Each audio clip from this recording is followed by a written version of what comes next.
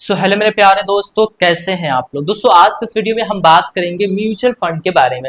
आपने देखा होगा कि हम लोग अक्सर बात करते हैं कि म्यूचुअल फंड में आप इस टाइम में पैसे को निवेश कीजिए, इस जगह पे निवेश कीजिए, ये फंड आपके लिए अच्छा है। लेकिन दोस्तों कभी हम लोग ये नहीं बात करते हैं कि हमने जो पैसे को म्यूचुअल फंड में निवेश किया है उस पैसे को हमें कब निकालना चाहिए। ठीक है, मान के चलिए कि किसी इंसान ने आज से 10 साल पहले पैसे को निवेश किया होगा और वो जिस गोल के लिए, जिस मकसद के लिए पैसे को निवेश किया होगा वो गोल उसका पूरा हो गया होगा। ठीक है, या फिर किसी को कोई इमरजेंसी आ गया हो और उसे पैसे को निकालना हो। अब जब इमरजेंसी आ गया है तो उसके लिए कुछ कहने को तो है नहीं, वो जब चाहे तब वो निकाल सकता है। लेकिन अगर हमारा गोल जो है वो पूरा हो गया है और हमारे पास इतना वक्त है कि हम 2 दिन, 5 दिन, 10 दिन, 15 दिन जो है वो वेट कर सकते हैं, तो इस केस में ना हम ये चीज को समझ सकते हैं कि हमें म्यूचुअल फंड के अंदर से कब पैसे को निकालना चाहिए, कब हमें विड्रॉवल करना चाहिए जो हमारे लिए बेहतर हो। हम लॉस में विड्रॉवल ना करें बल्कि हम प्रॉफिट में विड्रॉवल करें। तो चलिए बिना देर किए आज की इस वीडियो को हम समझते हैं। यहाँ पे मैं आपको एक चार्ट के माध्यम से समझाने की कोशिश करूंगा कि किस वक्त आपको मार्केट से पैसे को जो है वो निकालना चाहिए। तो पहले चलिए मैं यहाँ पे आपके सामने टॉपिक को लिखता हूँ। ठीक है, best time, best time for withdrawal, क्योंकि हम हमेशा बात करते हैं लगाने की, कभी भी ये भी बात कर लेना चाहिए कि कब हम निकालेंगे। अब देखिए, आप जिस भी फंड के अंदर में निवेश किए होंगे पैसे को, उसके अंदर में आपको एक चार्ट जो है वो देखने को मिलती है। चाहे आप जिस भी फंड के अंदर में निवेश किए होंगे उसका चार्ट आपको देखने को मिलेगा ऊपर नीचे। ठीक है, कभी ये ऊपर नीचे गया होगा, कभी ये आज भी आपके सामने में जो है वो ऊपर चला जाता है और कभी नीचे आ जाता है। ठीक है, तो कुछ इस तरीके से आपको जो है वो चार्ट देखने को मिलता है। अब आप इस चार्ट को देख करके ये डिसाइड आप कर सकते हैं कि आपको कब अपने पैसे को निकालना चाहिए, लेकिन गोल पूरा होने के बाद। ठीक है, ऐसा नहीं कि निकालने का बता रहा हूं मैं तो आप निकाल ही लेना जा करके, नहीं, जब आपका गोल पूरा हो तब।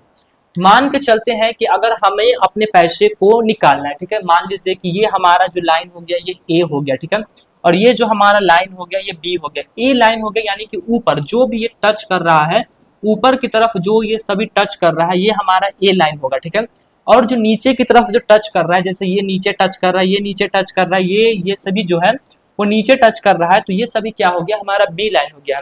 तो हम किस जगह पे अपने पैसे को निकालेंगे।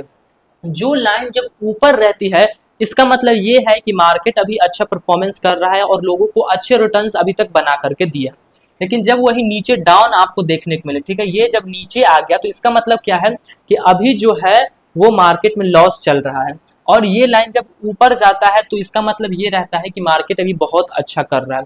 तो जब भी आप अपने पैसे को विड्रॉवल करें तो आपको ना इस पॉइंट पे विड्रॉवल करना चाहिए। ठीक है, ये जो आप ऊपर का जो पॉइंट देख रहे हैं, ठीक है, ये सभी ऊपर के पॉइंट है, पॉइंट ए है, तो इस जगह पे आपको अपने पैसे को विड्रॉवल करना चाहिए। इससे फायदा ये होता है कि हमने मान के चलिए कि लमसम हम कब करते हैं, लमसम हम करते हैं जब ये पॉइंट नीचे की तरफ रहे। ठीक है, जब डाउन मार्केट रहता है तब हम लमसम करते हैं, और कब निकालते हैं, जब मार्केट ऊपर हो। तो जब आप ऊपर मार्केट में निकालेंगे तो आप अच्छे प्रॉफिट जो है वो बुक कर लेंगे।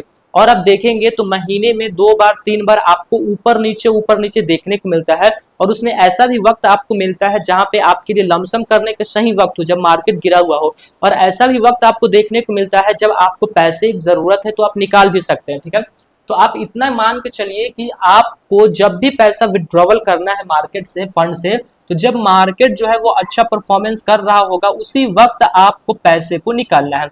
अब ये करने से हमें क्या प्रॉफिट मिलेगा। ठीक है, मान के चलिए कि आपको जरूरत जो पैसे की पड़ी है, तो मान लीजिए कि यहाँ पे मार्केट है। ठीक है, यहाँ पे मार्केट है और आप सोच रहे हैं कि अब हम पैसे को निकालेंगे, तो यहाँ पे निकालेंगे और यहाँ पे निकालेंगे, दोनों में फर्क है। अगर आप 2 दिन 3 दिन वेट करेंगे तो मार्केट ऊपर जा करके इस जगह पे आप निकालेंगे, तो देखिए फायदा क्या होगा।